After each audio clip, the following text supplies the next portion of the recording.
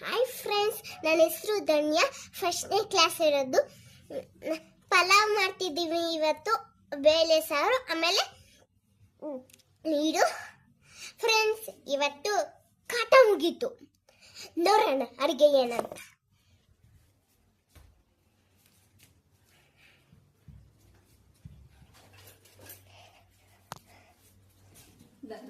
ಒಂದು tomato, 2 tomato, ಸೊಪ್ಪು, ಆಮೇಲೆ ಮೊಟ್ಟೆ, ಆಮೇಲೆ ಏನು ಈರುಳ್ಳಿ ಮತ್ತೆ ಕಟ್ ಮಾಡಬೇಕು.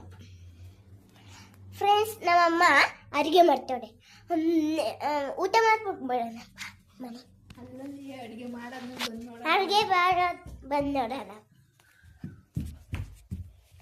ಫ್ರೆಂಡ್ಸ್, ಇವತ್ತು ಫೇಸ್ ವಾಶ್ ಇವಾಗ ಯೂಸ್ ಮಾಡಿ. ಯಾವುದು ಗೊತ್ತಾ? ಇದು